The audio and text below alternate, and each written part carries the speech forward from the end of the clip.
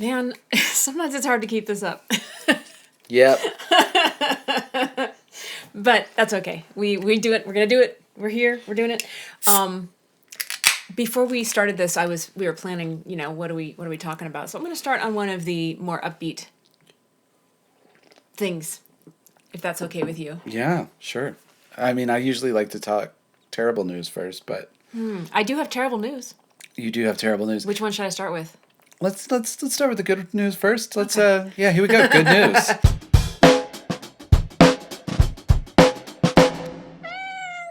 I have lots of good news. Okay, first of all, I reported having some great lessons, some breakthrough lessons with my vocal students right before Christmas. And I have continued to have great breakthrough lessons after I came back, and I had 3 in a row today. One of them was a true breakthrough where I got full body chills Wow. when one of my students sang Impossible Year by Panic at the Disco, which is a very hard song. Crazy hard song. Yeah. And I was like, man, you did not sound like this not long ago. So, Yeah. so proud. And then just in general, great lessons. So that's some good news. Another piece of good news is I've started playing bass again Yep. because I had a church gig last Sunday. I have another one next Sunday, and I'm playing with Tunisia in a month or two. And it's not long after I get back from New Zealand, so I didn't want to have to cram when I got back. And it's not good news just that I'm playing bass again, but that, like you have said, somehow I feel like I'm better than when I stopped. Yeah. So I was at the church gig, and first of all, like I feel like I'm seeing everything from even a little bit further away, like a bigger picture. But second, I have little moves I do if I'm going to do some sort of tiny decoration. I have maybe 3 or 4 things I do, and I was tired of them.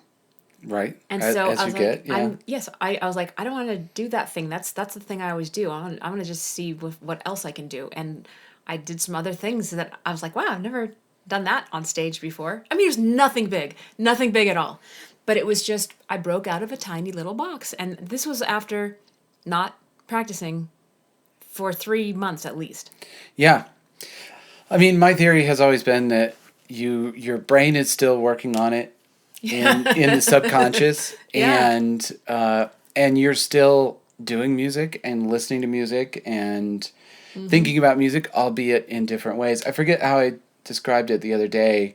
Well, I mean, I didn't play guitar at all. I was playing drums, but I didn't play guitar at all for maybe like 4 or 5 years. And I found when I went back to playing guitar that just my grasp of the whole big picture was so much more, that I was suddenly way better at guitar. And even though maybe technically a little rusty and maybe technically have never gotten back to being as fast as I was before I took that time off.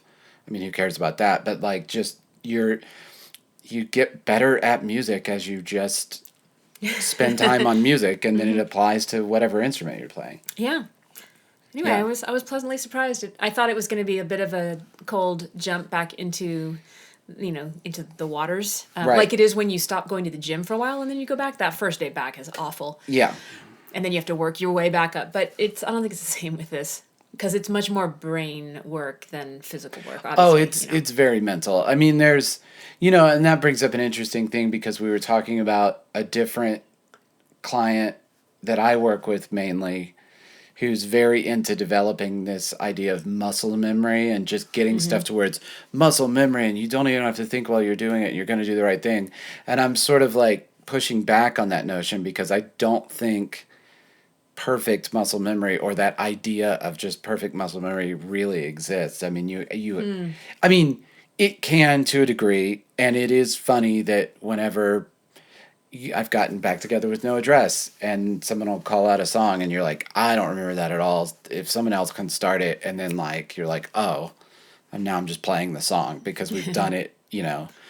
But it got really drilled in there. But at the same time, music is mental, and you should be mentally active in making it, and it's kind of not great to lean back on that just pure muscle memory of how you do things. I mean, I think that's one thing that's kind of made my guitar playing more and more expressive is even if it is the kind of licks you've played a million times, and every guitar player who's played for a while is, of course, you've done that, or you've done that solo from this song a million times, but trying to really pay attention to the articulations on every note and not getting on autopilot and just kind of being like, my fingers go here, but really thinking about like, I'm going to squeak that one and I'm going to round out that one. And, it just, I think it is a mental game is my yeah. point. Yeah. I think my tiny little step forward at the gig at the church was I brought some improvised musicality to this show, and I mean in the smallest way. But I never do that on stage. That's I mean I do it with voice, but I Sure. never do it with bass. I do it at home. I feel like I can improvise at home, but I'm not confident taking that to the stage. And so, like for example, we finished this one song and with a big trash can ending, but then we would repeat the chorus like in a chill Yeah. way Sure. to be Sure. under the next spoken part, and I just started kind of noodling at that part. Wow. Part, Wow. Yeah. It was really fun. Again, like it was I went 1, 2, 3, 2, 1 on the scale. It's like big deal. But and then I was like, that's cool. Now I'm gonna try going up to the 4. And then what happens if I do another one and I go up to the 5 and the 6? And then I was like doing stuff. I was like, what am I doing? Oh my gosh, this is fun. I'm doing this in front of people. Yeah. That's amazing. It's just scalar, but still. Yeah. So yeah, okay. So bass is back. I've got some gigs. You're back at base. Yeah. We also had a really great inside track last week. Oh, we sure did. That was mainly you hosting it. I was just kind of auditing this one, and chipped in, of course. But it was with Vincent DiPasquale. DiPasquale, Squall. I think. DiPasquale. Is the E silent? I don't know. It's English. Yeah. Anyway, he is a producer and engineer who has worked with, I don't know, do you remember some of the names? I know he worked with Madonna and... Yeah, Justin Timberland also. Madonna, Missy Elliott. yeah.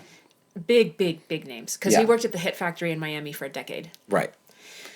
So now he's here in Colorado. He and his wife moved here over the course of a couple years. They moved somewhere else and then they moved here. And he's just working here, mostly remote. And he had some really brilliant things to say. The one that stuck with me the most was the answer that came out of a cynical question that I asked him. Right. So he was talking about the democratization of music and how anyone can record music and have it be distributed, quote, distributed. It's hard to get people to find it and Right. listen to it, but anyone can do it, where it used to be expensive and you had to get signed to a record label because it was, Yeah. So like there's a big middle tier here where there are people who you don't know, who I don't know, who none of our friends know, who have fan bases that are big enough that they are making a living off of their music. Yeah. It's this medium place. And I have been under the impression, and we talk about it, that in order to find financial success in music, you have to put in so much money on the front end. Like buying onto tours or buying visibility or Paid ads. or whatever. Pay a professional band to play with you, but you're out the money because you didn't bring in enough tickets. I mean, you name it. There's a million ways to lose money in music. Sure are. And so I pointed that out, and I was like, "Can you address my cynicism about how one becomes successful as an original artist in music?" And his answer was brilliant. Yeah. He described how he finished college, and he and all his friends were trying to figure out what to do with their lives. And you have this choice. You can invest a whole bunch of money and a whole bunch of years of your life to become a doctor. Right. You can invest a whole bunch of money and a whole bunch of years of your life to become an investment banker, or you pick it. Mm-hmm. But whatever it is you're going to become, you have to invest time and money to become that thing. Yeah. And that was just like light bulb moment for me. Of course you do. Now, maybe some of these career paths have a little bit more Predictable. predictability and a Yeah, little sure. higher chance of success. But he said, I looked at all these different options, these things my friends are doing and that I could have chosen to do. And I was like, well, I don't want to do those. So if I'm going to have to work hard for something, I'm going to at least work hard at something I want to be doing my whole life. Right. And like most things, if you put in the time and effort that are really necessary, and you make the necessary adjustments that are really necessary, and I'm sure, I mean, I can't make a great analogy professionally, but you know, maybe you started out wanting to be one kind of lawyer, and it turned out that that's not really realistic for your skill set, and you're not going to be a great trial lawyer. You probably are going to need to be a whatever employment lawyer or some, you know, Yeah. what have you. Yeah.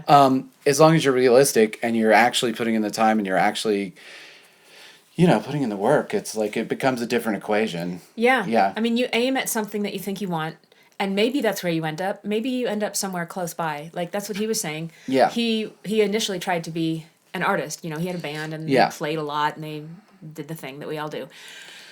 And it became apparent to him that it wasn't going to happen. The same way it did for me. Yeah. And maybe in a different set of circumstances, if I'd started earlier, who knows? Or- maybe I yeah. could have seen more success. I saw this little tiny flash around Denver. There was a little hill that I climbed. And then I was like, you know, I don't have it in me to keep pushing as hard as I know I need to push. And Right. developing myself as an artist and as a songwriter to see success in this. But I do this other thing in music Right. that I'm surprisingly really good at. Yeah. And I enjoy doing that too. And so I've landed, you know, a little off center of where my original aim was, but I'm really happier to be here. I feel like I give much more to the world by running this business and being a vocal coach and doing what I do than I would writing songs and adding to the 70,000 songs a day that are uploaded to Spotify. Yeah. And I mean, it doesn't have to be exactly that answer. I mean, you know, it could go any number of ways. But long story short, I would just say it was an amazing inside track, and Vince was, other than being knowledgeable and really kind, and we had a few clients and students there. We had somebody from CMIA that we didn't know came. Chris, Poissant. yeah, Christopher Ryan is a Christopher stage Ryan is his stage name. He's got albums coming out. He performs all the He time. sent me some of his music. It was good. I'm sure that it was. He seemed really cool. Yeah. But Vince was incredibly giving and put it all out there and really talked about a lot of the realities of both the old music industry and what he's seeing now, and his journey back into working on being an artist for himself. Yeah. And where what he was, he's seeing, and you know, as a longtime industry professional, what he's seeing as getting back into it and so on and so forth. And it was just a great meeting. You know, like I said, I chipped in a tiny bit, but it was really no reason for me to say much, because, you know, it was just going great. You know, Yeah, it was a really good one. I think we should lengthen them. I think we might need to do that. An hour has felt short every time. So It really has. they go about 75, 90 minutes. And we got lucky in that the people had lots of questions, and on several of the instant tracks, not like we've done a million of them, but on several of them, the idea was that we're building in lots of question and answer time at the end, and luckily that has mainly worked out. I have done things before where you build in those question and answer times, and everybody's like, "No, I pretty much heard everything I wanted to hear." Well, that's where the host has a responsibility to have some extra questions in the back pocket. Yeah, Some and other that's topics to yeah, talk you can about. keep it moving, keep it rolling. But that was just yeah, that was just an amazing thing. I am so glad we're doing these inside tracks, and I think between the classes and the inside tracks, the online library of education that we're going to build up is just going to be, at some point, it's going to be like, oh my gosh, this is, you know, Yeah. Yeah. a treasure trove. Yeah. Although, as we said with Vince's thing, he was pure gold. That was a gold mine of information about stuff. So so glad that he spent the time to do that and hang out with us. And now on to some bad news. Yeah. So last Friday, I had my first ski day of the year. Now, I did not injure myself. That's not the bad news. It was a great ski day, if very cold. Yeah, it was what, It was -4 when we started. Yes. It was really, really cold. It was cold here in Denver, and then you drove up another 5,000 feet Yes. into the mountains. There's a little tiny strip of skin, like less than a quarter inch tall, between the top of my goggles and the bottom of my helmet. Yeah. And I would get an ice cream headache, like 10 seconds after starting down every run. Like I was pretty well layered up everywhere else. That is so cold. My toes got cold. My torso did fine. My legs were a little chilly, but this little strip on my forehead, I would just be skiing and be like, it's just pain. It's just pain. It's not, doesn't mean anything. It's just pain. Just keep going. It was so cold. Can't Yeah. even tell you. Anyway, I had my driver's license and my credit card in one of the inner layers of the 5 layers I was wearing, but I did not zip those pockets. And I lost both my driver's license and my credit card. Now, normally that's not a big deal, but I am about to rent a car in New Zealand in about 2 weeks. Yes. There's no other way to get around the South Island of New Zealand. I mean, they have a bus, but like you, No, I mean, not especially the not South the plans Island. I have. Yeah. There's no way. Yeah. So I need to get a new driver's license. So I went online to try to renew, which you're supposed to be able to do, but there was an error. They couldn't match my data, and I was like, I have a photo of my driver's license. I know what the driver's license number is, Yeah. so I don't know why it's not matching.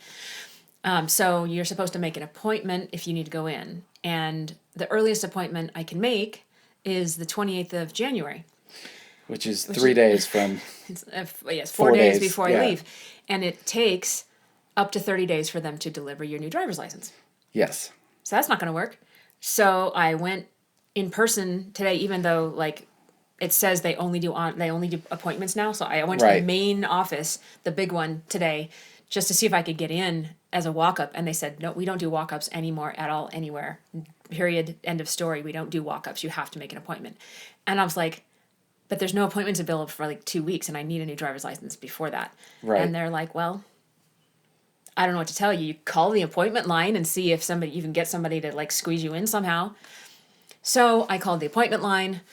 It was overloaded, and so the bot said, enter your number to get a call back. And I was like, okay, no problem. I'll do that. I entered my number. And then the bot said, the callback queue is too long. We can't add you to it. Try calling later.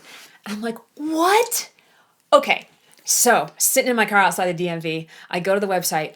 I look at the earliest appointment for every single DMV office in the entire state of Colorado. Yep. I looked at Durango. I looked at Steamboat Springs, La Junta, Gunnison. I looked at every single office, and the only ones in the whole state that have an appointment that isn't at least 2 weeks away are the ones that are more than 3 hours from here.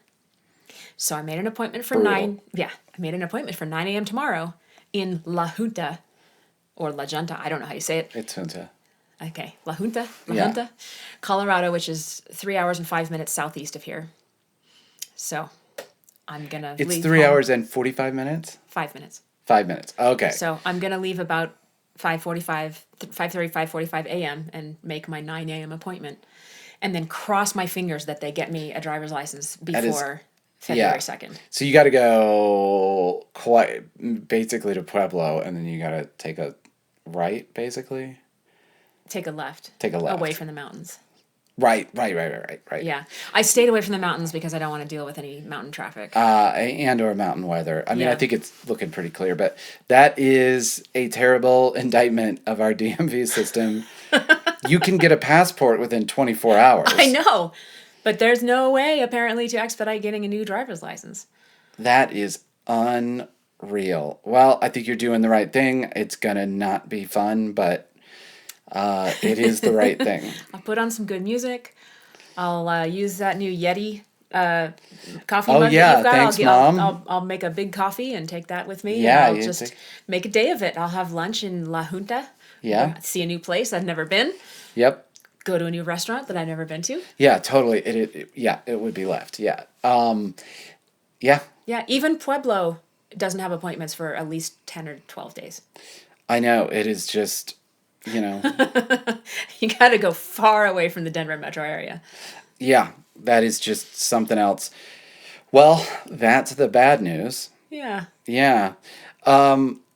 I guess, there's not a lot more to talk about. I have been mainly in mixing mode. just finished a song with Eric Golden. It's a cover of Lonesome, Ornery, and Mean by Waylon Jennings. And literally finished that this afternoon. I had mainly, that's the song I was talking about having mixed when I was in Arizona. And it's taken a few weeks to get just some of the little tweaks. Just like, I'd like the tambourine a little louder. No, wait, a little louder. And we were, of course, emailing and going back and forth. So it, every revision is like really 2 or 3 days because it takes a day for Eric to listen to it.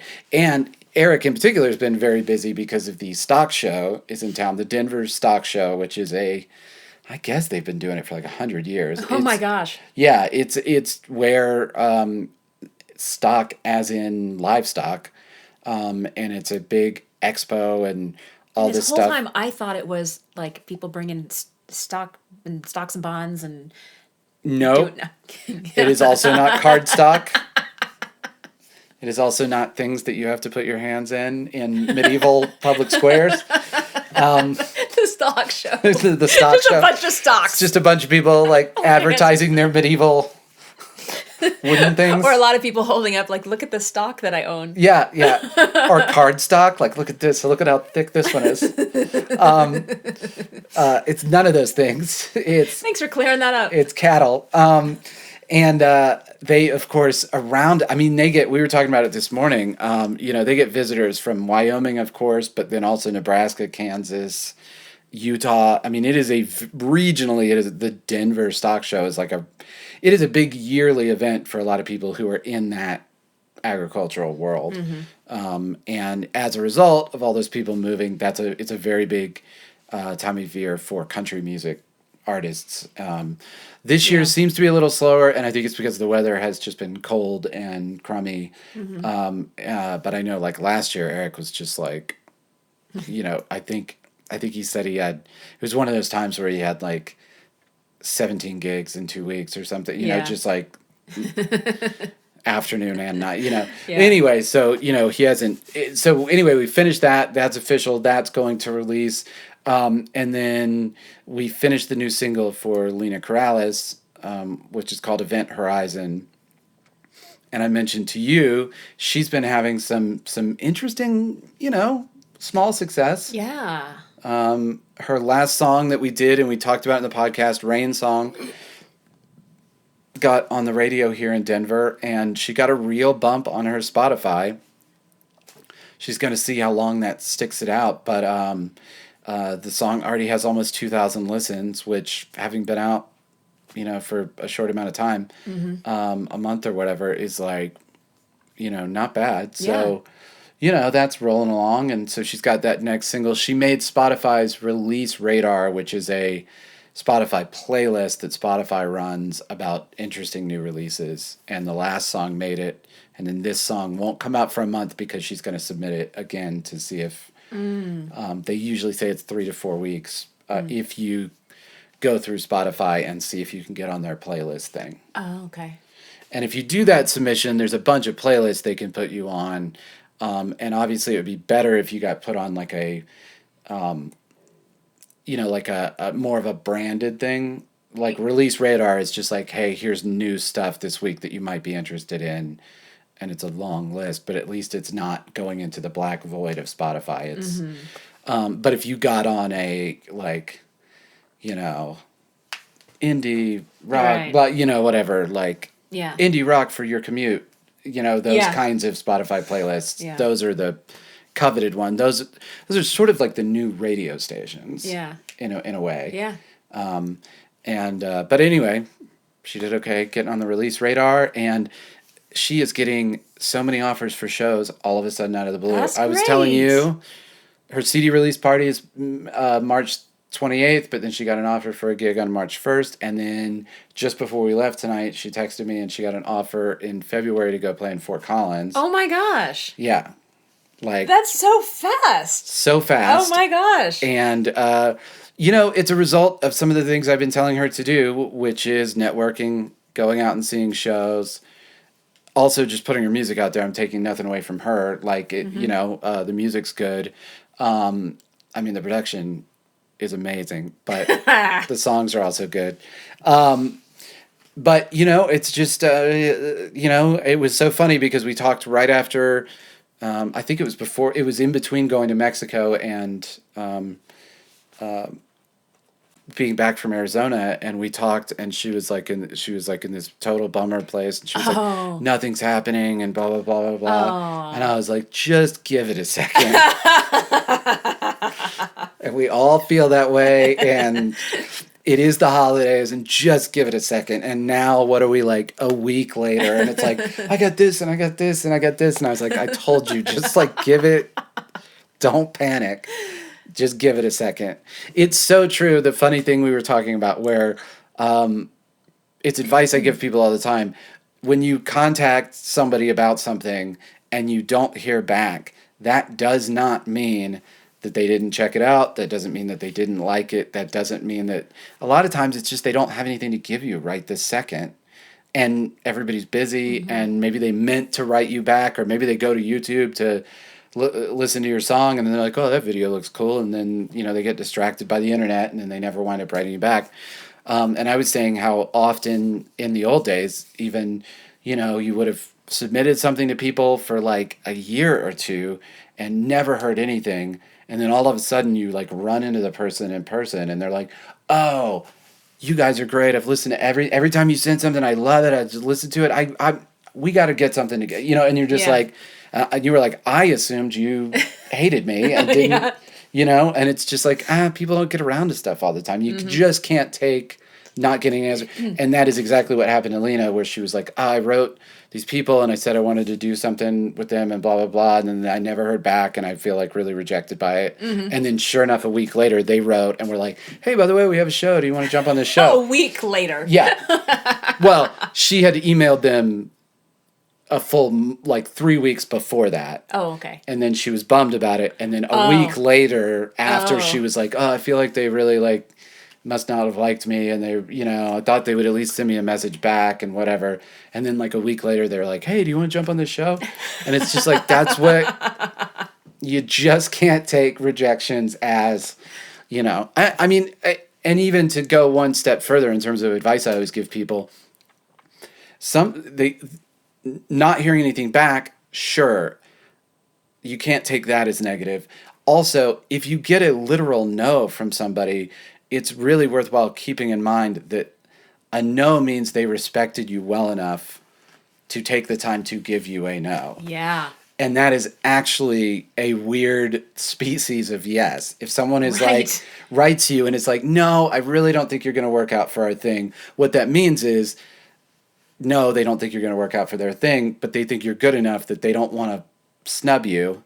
Right. They've opened a relationship of sorts. They've opened a relationship. And sometimes it's I don't know where you're going to be next year. Right. So now it's a no, but I want you to remember that I responded to you because maybe that picture is going to change in the near future. So it's a weird compliment when someone takes the time to go, hey, actually, no, we don't want to do anything with you. That means we're opening some sort of relationship here. And, so, I mean, I guess the big thing is you just got to throw stuff out there and, you never know when or what's going to come back from it. You don't know when someone's ready to receive what you're offering. That's absolutely true. And it might be down the road and it might be, who knows? I mean, I've just seen it so many times and that it's been really cool to see Lena having this like, I don't know what's happening. And I'm like, well, it's because you've been putting it out there. And then this is happening with another one of my students, Justin Spicer, who has Saint Somebody is his band. Sure. And when he started lessons with me, he was really down. He's like, yeah, we just finished this album. It's pretty epic. It's long. It's big and complex. And he's like, yeah, I just put it out there and like nothing's happening. Yeah. And I gave him some encouragement and I talked about networking and, submitting yourself for opportunities and stuff. And they are getting some momentum. They have found their stride. And momentum is really what it's all about. I mean, that's when you start seeing stuff just, because it's like, momentum is the name of the game. I know. Well, let's not belabor that point. Speaking of momentum, we are rapidly running downhill with this podcast. So I put on my glasses so I can look at the calendar and see what else is coming up. Yeah, we got some stuff coming up. The big gig couple weeks is not next week, but you've got a couple things. Well, Morgan Lowe has a show Yeah. that we're going to go try to see. That's on Friday. She's at the Roxy. Okay, great. Let's see. Lena's show's tomorrow night. Oh my gosh, yeah, right. Yeah, So see Lena's that? show's tomorrow night. Where's Yep. she playing? That is Lost Lake. Cool. Yeah. All right. And then I've got a church gig, and then, yeah, next weekend, the weekend after, not this weekend, but we've got the Oriental Theater and then the Boot Barn Hall with Petty Nick's, the Petty Nick's Experience. Actually, it's not Boot Barn Hall anymore. It's Phil Long Hall now. Right. They changed names. Yes. Yeah, and those shows are going to be fun. We've got, actually, we won't talk about it now, but we've got kind of a surprise thing we're going to do Yeah. at the Oriental, at least. As I've said a million times, one of my favorite places, but we got a little new wrinkle we're going to roll out, and that's going to be a blast. Luckily, we are not driving all over the state this weekend because apparently we are going to have brutal cold weather in Denver. Well, I am driving to Lone Tree. You do on have to drive to on Lone- Sunday morning, leaving at like 6 a.m. So, And it's supposed to be negative. yeah. Yeah. So that will be fun for gosh. you. I will. I hope the car starts. Yeah. Well, I'll make sure you know how to call AAA. And you know what I saw the other day that was funny? I saw a tow truck towing a AAA van. No way. I was like, the irony of that. Like, Yeah. Yeah, it was a AAA service van, and it was apparently not operational. So that's pretty funny. Anyway, we're coasting back into things. Things are really starting to warm up a little They bit. sure are. We'll have to get some evergreens together for We sure do. New Zealand, or yeah. maybe I'll do a solo one or something. Who knows? Or maybe we could do a Zoom while I'm in New Zealand. That would be pretty awesome. We should do at least one of those. Yeah, Okay. that sounds fun. All right. Okay. All right. Well, as always, we are sponsored by Performance High, Voice and Music Studio. and we will be back next week with the exact same thing. You can't wait. You can't wait. I know it.